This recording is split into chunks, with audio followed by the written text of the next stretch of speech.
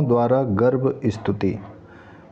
जब जब पृथ्वी पर धर्म की हानि तथा अधर्म की वृद्धि होती है, भगवान पृथ्वी पर अवतार लेते हैं। मथुरा नगरी में कंस के अत्याचार प्रजाजन पर दिन प्रतिदिन बढ़ते जा रहे थे और वह यदुवंशियों को भी नष्ट करता जा रहा था। भक्त वत्सल भगवान श्री कृष्ण ने असुरों के विनाश हेतु पृथ्वी पर अवतार लेने के लिए वासुदेव पत्नी देवकी के गर्भ में प्रवेश किया और तभी देवकी के शरीर की कांति से कंस का बंदीगृह जगमगाने लगा। भगवान शंकर, ब्रह्मा जी, देव ऋषि नारद तथा अन्य देवता कंस के कारागार में आकर सबकी अभिलाषा पूर्ण करने वाले प्रभु श्री हरि की सुमधुर वचनों से इस प्रकार स्तुति करते हैं। प्रभु, आप सत्य संकल्प हैं, सत्य ही आपकी प्राप्ति का श्रेष्ठ साधन है।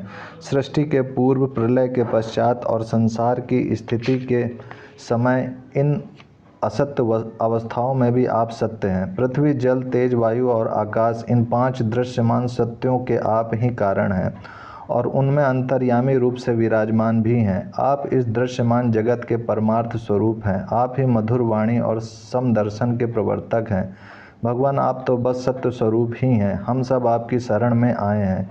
यह संसार क्या है? एक सनातन वृक्ष। इस वृक्ष का आश्रय है एक प्रकृति। इसके 2 फल हैं, सुख और दुख। 3 जड़ें हैं, सत्व, रज और तम। 4 रस हैं, धर्म, अर्थ, काम और मोक्ष। इसके जानने के 5 प्रकार हैं, श्रोता, त्वचा, नेत्र, रसना और नासिका। इसके 6 स्वभाव हैं, पैदा होना, रहना, बढ़ना, बदलना, घटना और नष्ट हो जाना। इस वृक्ष की छाल है 7 धातुएं, रस, रुधिर, मांस, मेद, अस्थि, मज्जा और शुक्र।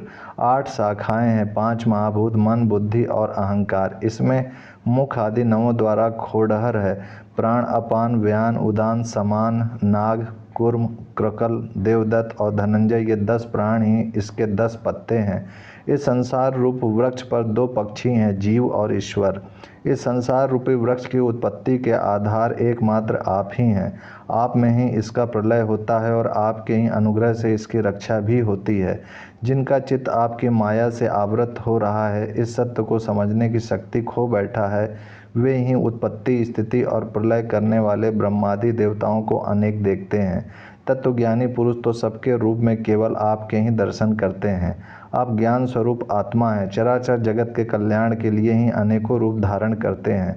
आपके वे रूप विशुद्ध, अप्राकृत, सत्वमय होते हैं और संत पुरुषों को भी बहुत सुख देते हैं। साथ ही दुष्टों को उनकी दुष्टता का दंड भी देते हैं, उनके लिए अमंगल भी होते हैं। कमल के समान कोमल, अनुग्रह भरे नेत्रों वाले प्रभु, कुछ विरले लोग ही आपके समस्त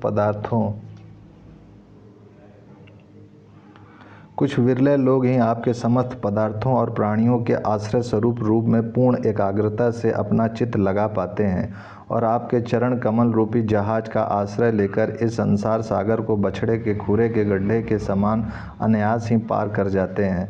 क्यों न हो, अब तक के संतों ने इसी जहाज से संसार सागर को पार जो किया है। परम प्रकाश स्वरूप परमात्मन आपके भक्तजन सारे जगत के निष्कपट प्रेमी, सच्चे हितैषी होते हैं। वे स्वयं तो इस भयंकर और कष्ट से पार करने योग्य संसार सागर को पार कर ही जाते हैं, किंतु औरों के कल्याण के लिए भी वे यहाँ आपके चरण कमलों की नौका स्थापित कर जाते हैं। वास्तव में सत्पुरुषों पर आपकी महान कृपा है, उनके लिए आप अनुग्रह स्वरूप ही हैं। कमल नयन, जो लोग आपके चरण कमलों की शरण नहीं लेते तथा आपके प्रति भक्ति भाव से रहित होने के कारण जिनकी बुद्धि भी शुद्ध नहीं है, वे अपने को झूठ मूठ मुक्त मानते हैं। वास्तव में तो वे बद्ध ही हैं। वे यदि बड़ी तपस्या और साधना का कष्ट उठाकर किसी प्रकार ऊंचे से ऊंचे पद भी पहुंच जाएं तो भी वहां से नीचे गिर जाते हैं। परंतु भगवान, जो आपके अपने निज जन हैं, जिन्होंने आपके चरणों में अपनी सच्ची प्रीति जोड़ रखी है, वे कभी उन ज्ञान अभिमानियों की भांति अपने साधन मार्ग से गिरते नहीं। प्रभु, वे बड़े बड़े विघ्न डालने वालों की सेना के सरदारों के सिर पर पैर रखकर निर्भय विचरते हैं। कोई भी विघ्न उनके मार्ग में रुकावट रखकर निर्भय रुकावट नहीं डाल सकता, क्योंकि उनके रक्षक आप जो हैं। आप संसार की स्थिति के लिए समस्त देहधारियों को परम कल्याण प्रदान करने वाला विशुद्ध सत्वमय सच्चिदानंदमय परम दिव्य मंगल विग्रह प्रकट करते हैं। उस रूप के प्रकट होने से ही आपके भक्त वेद कर्मकांड अष्टांग योग तपस्या और समाधि के द्वारा आपकी आराधना करते हैं। बिना किसी आश्रय के वे किसकी आराधना करेंगे। प्रभु आप सबके विधाता हैं। यदि आपका यह विशुद्ध सत्वमय निज स्वरूप न हो तो अज्ञान और उसके द्वारा होने वाले भेदभाव को नष्ट करने वाला अपरोक्ष ज्ञान ही किसी को न हो। जगत में दिखने वाले तीनों गुण आपके हैं और आपके द्वारा ही प्रकाशित होते हैं, यह सत्य है। परंतु इन गुणों की प्रकाशक वृत्तियों से आपके स्वरूप का केवल अनुमान ही होता है, वास्तविक स्वरूप का साक्षात्कार नहीं होता। आपके स्वरूप का साक्षात्कार तो आपके इस विशुद्ध सत्वमय स्वरूप की सेवा करने पर आपकी कृपा से ही होता है। भगवान मन और वेद वाणी के द्वारा केवल आपके स्वरूप का अनुमान मात्र होता है, क्योंकि आप उनके द्वारा दृश्य नहीं हैं, उनके साक्षी हैं। इसलिए आपके गुण जन्म और कर्म आदि के द्वारा आपके नाम और रूप का निरूपण नहीं किया जा सकता।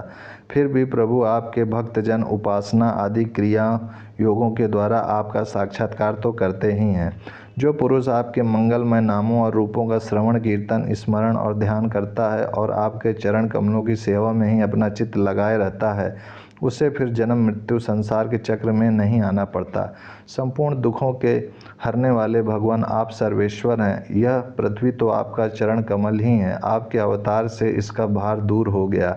धन्य है प्रभु आप। हमारे लिए यह बड़े सौभाग्य की बात है कि हम लोग आपके सुंदर सुंदर चिन्हों से युक्त चरण कमलों के द्वारा विभूषित पृथ्वी को देखेंगे और स्वर्ग लोक को भी आपकी कृपा से कृतार्थ देखेंगे। प्रभु आप अजन्मा हैं। यदि आपके जन्म के कारण के संबंध में हम कोई तर्क ना करें तो यही कह सकते हैं कि यह आपका एक लीला विनोद है। ऐसा कहने का कारण यह है कि आप तो द्वैत के लेस से रहित सर्वदा अधिष्ठान स्वरूप हैं और इस जगत की उत्पत्ति स्थिति तथा प्रलय अज्ञान के द्वारा आप में आरोपित हैं। प्रभु आपने जैसे अनेकों बार मत्स्य है ग्रीव कच्छप नरसिंह वराह हंस राम परशुराम और वामन अवतार धारण करके हम लोगों की ओर तीनों लोगों की रक्षा की है, वैसे ही आप इस बार भी पृथ्वी का भार हरण कीजिए। यदुनंदन हम आपके चरणों में वंदना करते हैं। वेदों द्वारा स्तुति। जिस प्रकार प्रातःकाल होने पर सोते हुए सम्राट को जगाने हेतु अनुजीवी बंदीजन सम्राट के पराक्रम और सुयश का गान करके उसे जगाते हैं, वैसे ही जब परमात्मा अपने बनाए हुए संपूर्ण जगत को अपने में लीन करके आत्मा रमण कर के हेतु योग निद्रा स्वीकार करते हैं, तब प्रलय के अंत में श्रुतियाँ उनका इस प्रकार से यशोगान कर जगाती हैं। वेदों के तात्पर्य दृष्टि से 28 वेद हैं। अंतः यहाँ 28 श्रुतियों ने 28 श्लोकों से प्रभु की इस प्रकार से स्तुति की है। अजीत आप ही सर्वश्रेष्ठ हैं। आप पर कोई विजय नहीं प्राप्त कर सकता। आपकी जय हो प्रभु। आप स्वभाव से ही समस्त ऐश्वर्य से पूर्ण हैं, इसीलिए चराचर प्राणियों को फंसाने वाली माया का नाश कर दीजिए। प्रभु इस गुणमयी माया ने दोष के लिए जीवों के आनंदमय सहज स्वरूप का आच्छादन करके उन्हें बंधन में डालने के लिए ही सत्वादि गुणों को ग्रहण किया है। जगत में जितनी भी साधना ज्ञान क्रिया आदि शक्तियाँ हैं, उन सब को जगाने वाले आप ही हैं। इसलिए आपके मिटाए बिना यह माया मिट नहीं सकती। इस विषय में यदि प्रमाण पूछा जाए तो आपकी श्वासभूता श्रुतियाँ ही हम ही प्रमाण हैं। यद्यपि हम आपका स्वरूपतः वर्णन करने में असमर्थ हैं, परंतु जब कभी आप माया के द्वारा जगत की सृष्टि करके सगुण हो जाते हैं या उसको निषेध करके स्वरूप स्थिति की लीला करते हैं अथवा अपना सच्चिदानंद स्वरूप श्री विग्रह प्रकट करके क्रीड़ा करते हैं, तभी हम यत्किंचित आपका वर्णन करने में समर्थ होते हैं। इसमें संदेह नहीं कि हमारे द्वारा इंद्र वरुण आदि देवताओं का भी वर्णन किया जाता है, परंतु हमारे श्रुतियों के सारे मंत्र अथवा सभी मंत्र दृष्टा ऋषि प्रतीत होने वाले इस संपूर्ण जगत को ब्रह्म स्वरूप ही अनुभव करते हैं, क्योंकि जिस समय यह सारा जगत नहीं रहता उस समय भी आप बच रहते हैं। जैसे घट मिट्टी का प्याला आदि सभी विकार मिट्टी से ही उत्पन्न और उसी में लीन होते हैं, उसी प्रकार संपूर्ण जगत की उत्पत्ति और प्रलय आप में ही होती है। तब क्या आप पृथ्वी के समान विकारी हैं? नहीं, आप तो एक रस निर्विकार हैं। इसी से तो ये जगत आप में उत्पन्न नहीं प्रतीत है। इसलिए जैसे इसलिए जैसे घट शराब आदि का वर्णन भी मिट्टी का ही वर्णन है, वैसे ही इंद्र वरुण आदि देवताओं का वर्णन भी आपका ही वर्णन है। यही कारण है कि विचार कुशल ऋषि मन से जो कुछ सोचा जाता है और वाणी से जो कुछ कहा जाता है उसे आप में ही स्थित आपका ही स्वरूप देखता है। मनुष्य अपना पैर चाहे कहीं भी रखे, ईंट पत्थर या काठ पर होगा वह पृथ्वी पर ही, क्योंकि वे सब पृथ्वी स्वरूप ही हैं। इसीलिए हम चाहे जिस नाम या जिस रूप का वर्णन करें वह आपका ही नाम आपका ही रूप है। भगवान लोग सत्व रज तम इन 3 गुणों की माया से बने हुए अच्छे बुरे भावों या अच्छी बुरी क्रियाओं में उलझ जाया करते हैं, परंतु आप तो उस माया नटी के स्वामी, उसको नचाने वाले हैं। इसलिए विचार कुशल पुरुष आपकी लीला कथा के अमृत सागर में गोते लगाते रहते हैं और इस प्रकार अपने सारे पाप ताप को धो बहा देते हैं। क्यों ना हो आपकी लीला कथा सभी जीवों के माया मल को नष्ट करने वाली जो है। पुरुषोत्तम जिन महापुरुषों ने आत्मज्ञान के द्वारा अंतःकरण के राग द्वेष आदि और शरीर के कालकृत जन्म मरण आदि दोष मिटा दिए हैं और निरंतर आपके उस स्वरूप की अनुभूति में मग्न रहते हैं जो अखंड आनंद स्वरूप है, उन्होंने अपने पाप ताप को सदा के लिए शांत भस्म कर दिया है। इसके विषय में तो कहना ही क्या है। भगवान प्राणधारियों के जीवन की सफलता इसी में है कि वे आपका भजन सेवन करें, आपकी आज्ञा का पालन करें।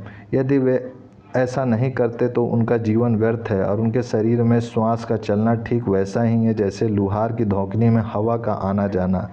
महातत्व अहंकार आदि ने आपके अनुग्रह से आपके उनमें प्रवेश करने पर ही इस ब्रह्मांड की सृष्टि की है।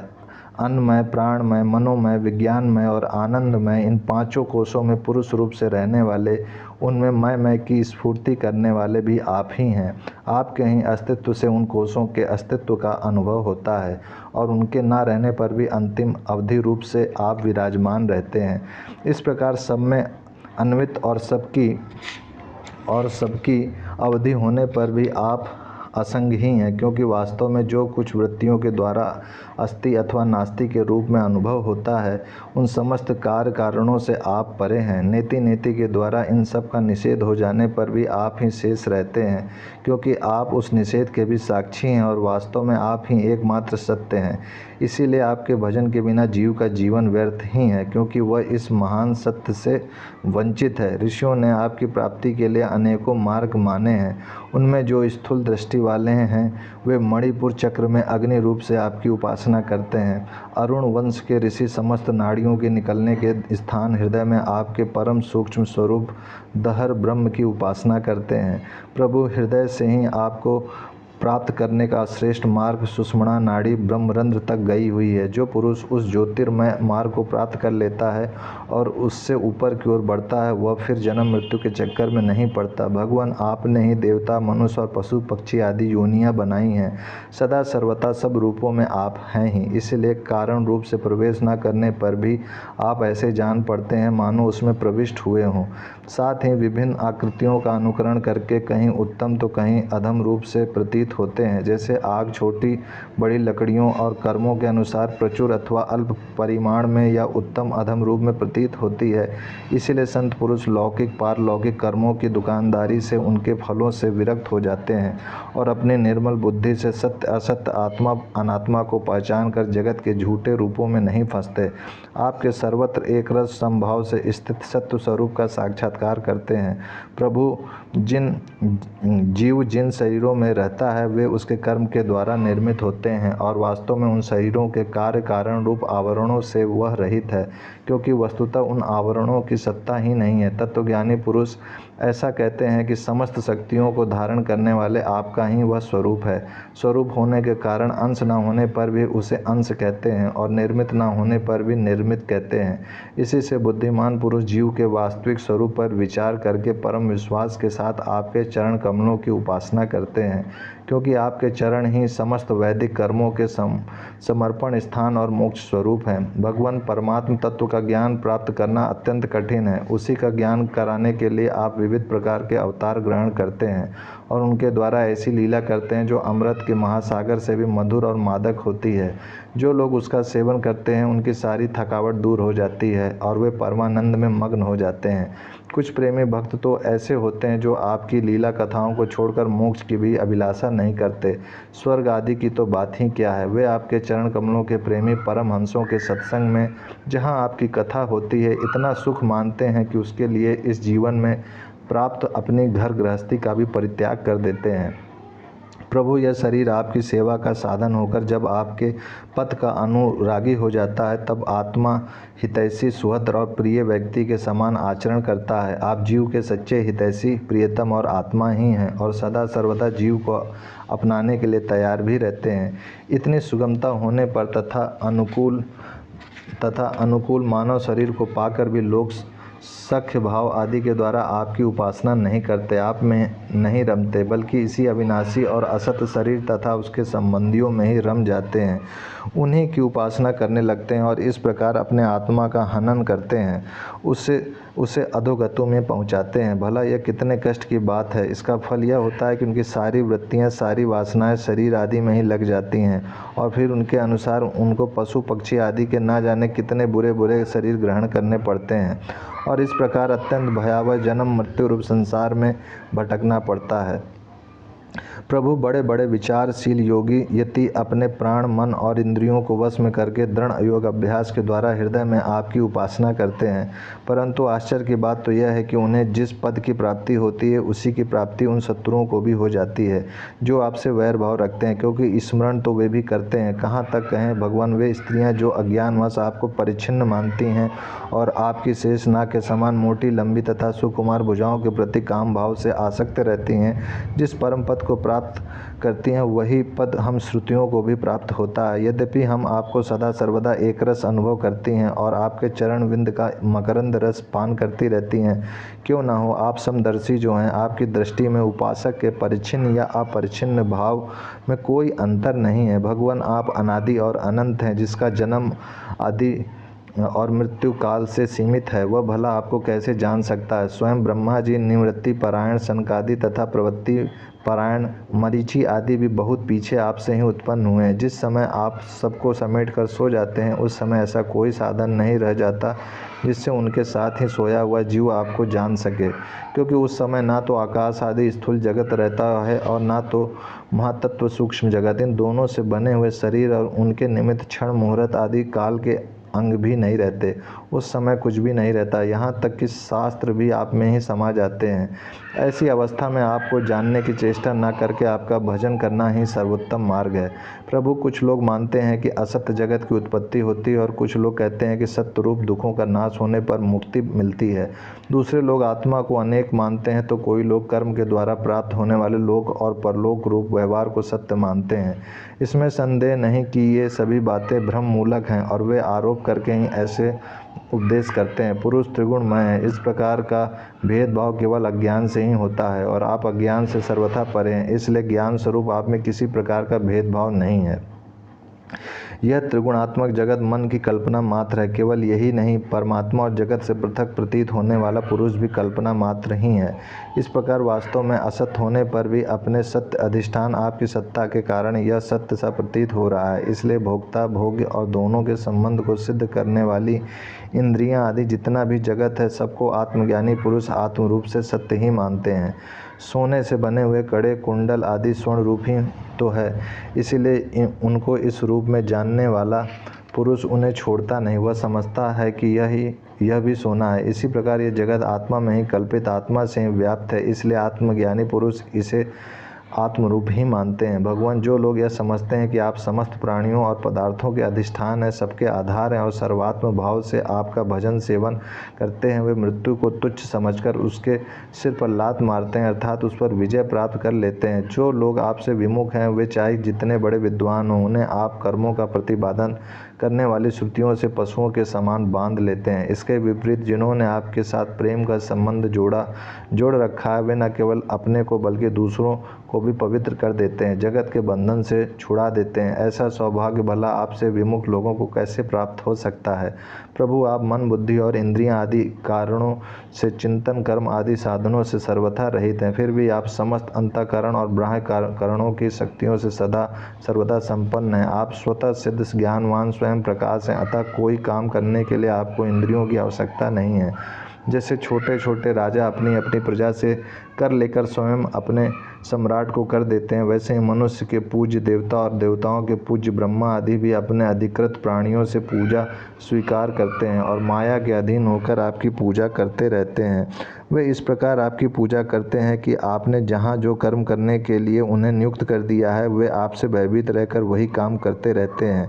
नित्य मुक्त आप मायातीत हैं, फिर भी जब अपने ईर्षण मात्र से, संकल्प मात्र से माया के साथ क्रीड़ा करते हैं, तब आपका संकेत पाते ही जीवों के सूक्ष्म शरीर और उनके सुप्त कर्म संस्कार जग जाते हैं और चराचर प्राणियों की उत्पत्ति होती है। प्रभु, आप परम दयालु हैं। आकाश के समान सब में सम होने के कारण ना तो कोई आपका अपना है और ना तो पराया। वास्तव में तो आपके स्वरूप में मन और वाणी की गति ही नहीं है। आप में कार्य कारण रूप प्रपंच का अभाव होने से बाह्य दृष्टि से आप शून्य के समान ही जान पड़ते हैं, परंतु उस दृष्टि के भी अधिष्ठान होने के कारण आप परम सत्य हैं। भगवान, आप नित्य एक रस हैं। यदि जीव असंख्य हो और सब के सब नित्य एवं सर्वव्यापक हो, तब तो वे आपके समान ही हो जाएंगे। उस हालत में वे शासित हैं और आप शासक। यह बात बन ही नहीं सकती और तब आप उनका नियंत्रण कर ही नहीं सकते। उनका नियंत्रण आप तभी कर सकते हैं जब वे आपसे उत्पन्न एवं आपकी अपेक्षा न्यून हो। इसमें संदेह नहीं कि ये सब के सब जीव तथा इनकी एकता या विभिन्नता आपसे ही उत्पन्न हुई है, इसलिए आप उनमें कारण रूप से रहते हुए भी उनके नियामक ही हैं। वास्तव में आप उनमें सम रूप से स्थित हैं, परंतु यह जानना नहीं जा सकता कि आपका वह स्वरूप कैसा है, क्योंकि जो लोग ऐसा समझते हैं कि हमने जान लिया, उन्होंने वास्तव में आपको नहीं जाना। उन्होंने तो केवल अपनी बुद्धि के विषय को जाना है जिससे आप परे हैं, और साथ ही मति के द्वारा जितनी वस्तुएं जानी जाती हैं वे मतियों की भिन्नता के कारण भिन्न भिन्न होती हैं। इसीलिए उनकी दुष्टता एक मत के साथ दूसरे मत का विरोध प्रत्यक्ष ही है। अतएव आपका स्वरूप समस्त मतों के परे है। स्वामिन, जीव आपसे उत्पन्न होता है, यह कहने का ऐसा अर्थ नहीं है कि आप परिणाम के द्वारा जीव बनते हैं। सिद्धांत तो यह है कि प्रकृति और पुरुष दोनों ही अजन्मा हैं, अर्थात उनका वास्तविक स्वरूप जो आप हैं कभी वृत्तियों के अंदर उतरता नहीं, जन्म नहीं लेता। तब प्राणियों का जन्म कैसे होता है? अज्ञान के कारण प्रकृति को पुरुष और पुरुष को प्रकृति समझ लेने से, एक का दूसरे के साथ संयोग हो जाने से। जैसे बुलबुला नाम की कोई स्वतंत्र वस्तु नहीं है, परंतु उपादान कारण जल और निमित्त कारण वायु के संयोग से उसकी सृष्टि हो जाती है। प्रकृति में पुरुष और पुरुष में प्रकृति का अध्यास, एक में दूसरे की कल्पना हो जाने के कारण ही जीवों के विविध नाम और गुण रख लिए जाते हैं। अंत में जैसे समुद्र में नदियाँ और मधु में समस्त पुष्पों के रस समा जाते हैं, वैसे ही वे सब के सब उपाधि रहित आप में समा जाते हैं। इसलिए जीवों की भिन्नता और उनका पृथक अस्तित्व आपके द्वारा नियंत्रित है। उनकी पृथक स्वतंत्रता और सर्वव्यापकता आदि वास्तविक सत्य को न जानने के कारण ही मानी जाती है। भगवान, सभी जीव आपकी माया से भ्रम में भटक रहे हैं, अपने को आपसे पृथक मानकर जन्म मृत्यु का चक्कर काट रहे हैं, परंतु बुद्धिमान पुरुष इस भ्रम को समझ लेते हैं और संपूर्ण भक्ति भाव से आपकी शरण ग्रहण करते हैं, क्योंकि आप जन्म मृत्यु के चक्कर से छुड़ाने वाले हैं। यद्यपि शीत, ग्रीष्म और वर्षा इन 3 भागों वाला कालचक्र आपका भ्रुवि विलास मात्र है, वही सभी को भयभीत करता है, परंतु वह उन्हीं को बार बार भयभीत करता है जो आपकी शरण नहीं लेते। जो आपके शरणागत भक्त हैं, उन्हें भला जन्म मृत्यु रूप संसार का भय कैसे हो सकता है? अजन्मा प्रभु, जिन योगियों ने अपनी इंद्रियों और प्राणों को वश में कर लिया है, वे भी जब गुरुदेव के चरणों की शरण न लेकर उच्च श्रृंखल एवं अत्यंत चंचल मन तुरंग को अपने वश में करने का यत्न करते हैं, तब अपने साधनों में सफल नहीं होते। उन्हें बार बार खेद और सैकड़ों विपत्तियों का सामना करना पड़ता है। केवल श्रम और दुख ही उनके हाथ लगता है। उनकी ठीक वही दशा होती है जैसे समुद्र में बिना कणाधार की नाव पर यात्रा करने वाले व्यापारियों की होती है। तात्पर्य यह कि जो मन को वश में करना चाहता है, उनके लिए कणाधर गुरु की अनिवार्य आवश्यकता है। भगवान, आप अखंड आनंद स्वरूप और शरणागतों के आत्मा हैं। आपके रहते स्वजन, पुत्र, देह, स्त्री, धन, महल, पृथ्वी, प्राण और रथ आदि से क्या प्रयोजन है? जो लोग इस सत्य सिद्धांत को न जानकर स्त्री पुरुष के संबंध से होने वाले सुख में ही रम रहे हैं, उन्हें संसार में भला ऐसी कौन सी वस्तु है जो सुखी कर सके, क्योंकि संसार की सभी वस्तुएं स्वभाव से ही विनाशी हैं, एक न एक दिन मटिया मेट हो जाने वाली हैं। और तो क्या, वे स्वरूप से ही सारहीन और सत्ताहीन है, वे भला क्या सुख दे सकती हैं। भगवान जो ऐश्वर्य, लक्ष्मी, विद्या, जाति, तपस्या आदि के घमंड से रहित हैं, वे संत पुरुष इस पृथ्वी तल पर परम पवित्र और सबको पवित्र करने वाले पुण्यमय सच्चे तीर्थ स्थान हैं, क्योंकि उनके हृदय में आपके चरण विंद सर्वदा विराजमान रहते हैं।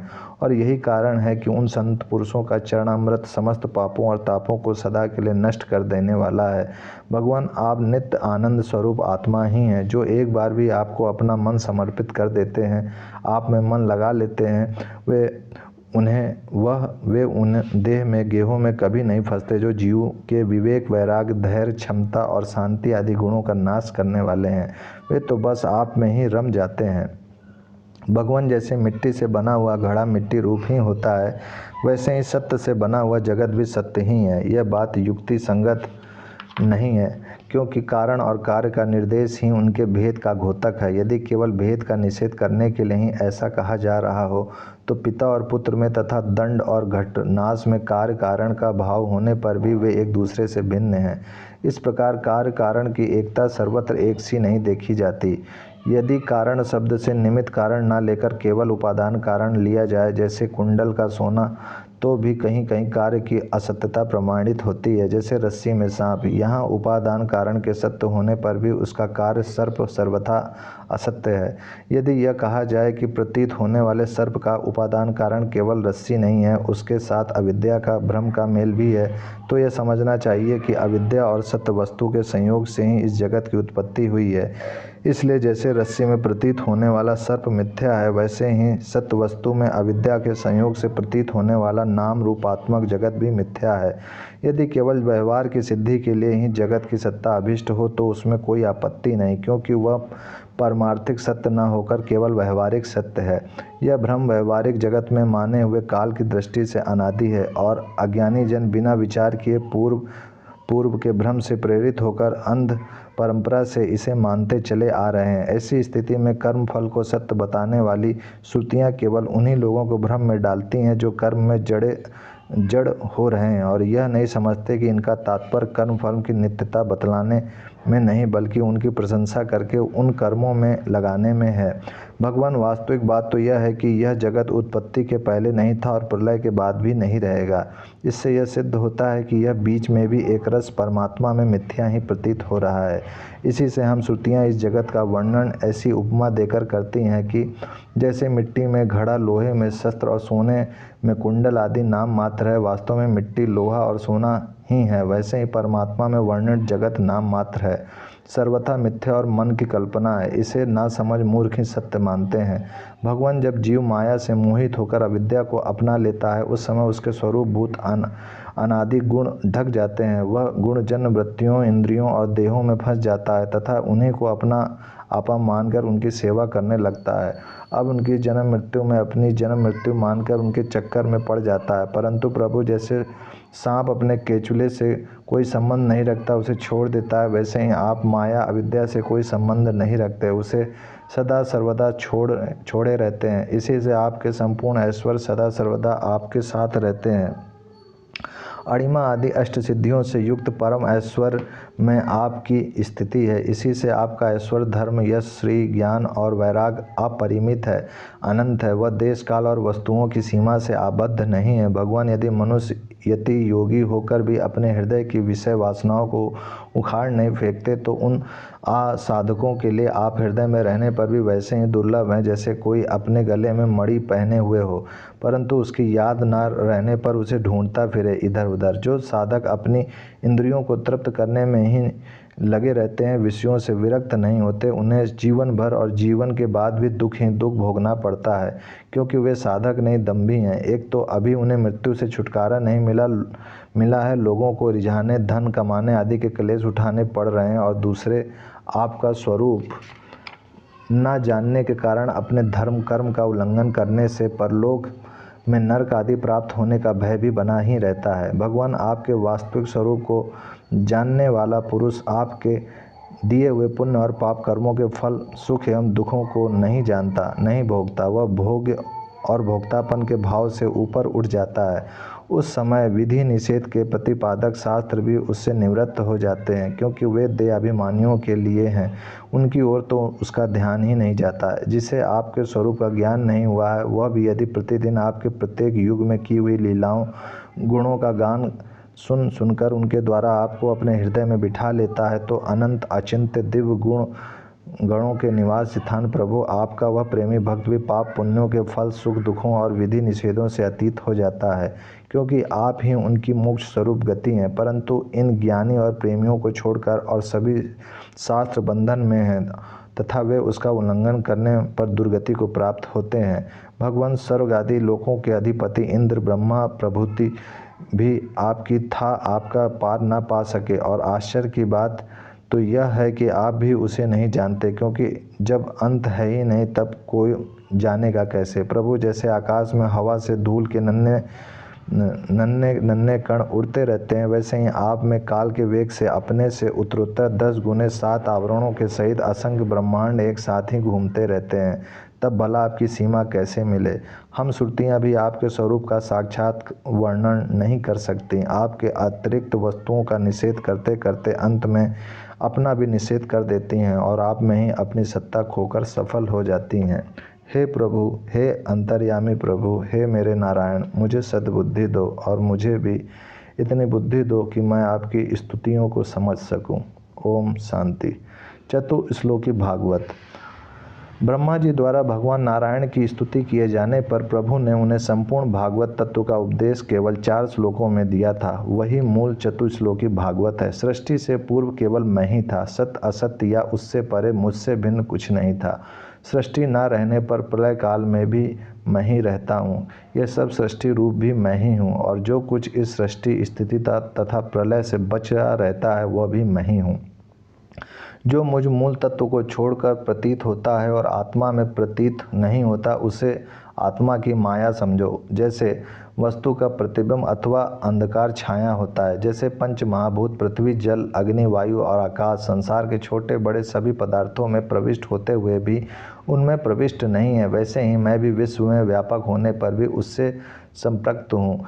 आत्म तत्व को जानने की इच्छा रखने वाले के लिए इतना ही जानने योग्य है कि सृष्टि अथवा प्रलय क्रम में जो तत्व सर्वत्र एवं सर्वदा रहता है वही आत्म तत्व है। इस चतुश्लोकी भागवत के पठन एवं श्रवण से मनुष्य के अज्ञान जनित मोह और मद रूप अंधकार का नाश हो वास्तविक ज्ञान रूपी सूर्य का उदय होता है।